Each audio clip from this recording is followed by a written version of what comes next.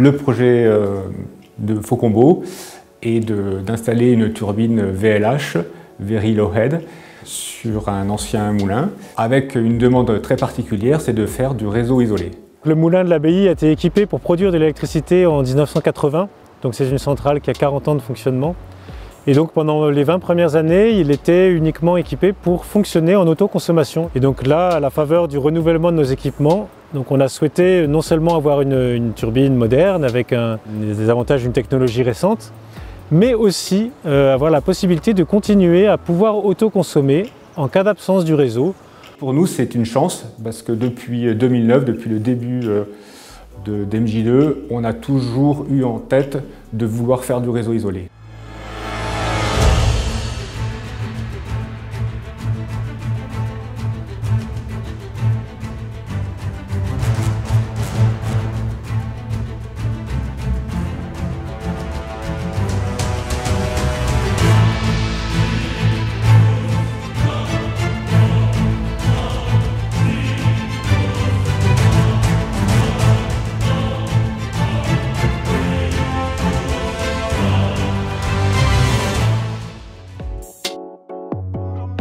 Lorsqu'on va vouloir faire du réseau isolé, l'objectif est d'adapter la puissance produite par rapport à la puissance consommée par l'installation. Ça veut dire qu'il faut que la turbine soit capable d'encaisser le déclenchement de certains appareils qui sont des gros consommateurs, comme le four de la boulangerie, comme les appareils de la buanderie, de la cuisine, etc. Et donc il faut qu'au moment où ils demandent de l'énergie, la turbine puisse s'adapter.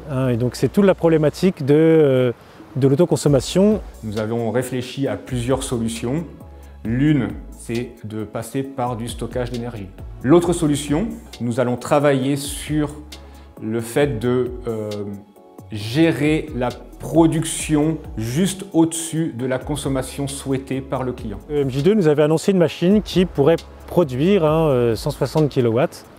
En fait, dans la pratique, il s'avère que la machine peut produire davantage. On a fait certains essais, on a pu la porter au-delà de 180 kW.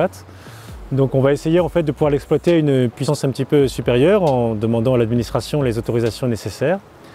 Et ça devrait suffire, en fait ça suffit dans la pratique à nos besoins. Notre objectif d'exploitation, c'est pas seulement l'autoconsommation, on a aussi besoin de vendre pendant au moins un certain nombre d'années notre production sur le réseau pour rentrer dans nos frais. Même pendant la période où nous allons injecter sur le réseau, quand il y aura une coupure de réseau, en fait la turbine physiquement ne s'arrête pas, elle continue à tourner, simplement elle bascule sur notre propre réseau.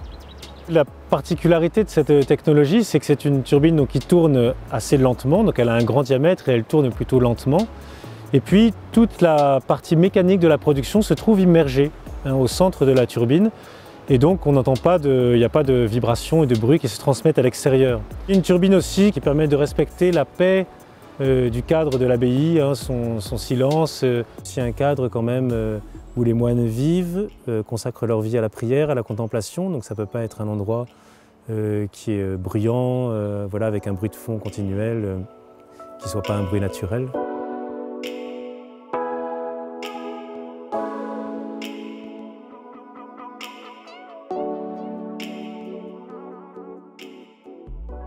Toute la turbine a été étudiée aussi pour que les poissons justement puissent, sans être blessés, passer à travers les pales de la turbine, donc elle ne tourne pas trop vite, le profil des pales est bien étudié. Tous ces avantages lui procurent justement une bonne intégration non seulement dans l'environnement visuel, mais aussi dans l'environnement écologique. C'est passionnant après d'essayer d'en tirer le meilleur parti et d'avoir justement de lui donner un peu libre cours à son inventivité. C'est quelque chose aussi qu'on a apprécié chez MJ2. C'est la créativité, la jeunesse de l'entreprise, sa façon de trouver des solutions ingénieuses, originales, pour répondre à des problèmes qui sont anciens mais de façon nouvelle.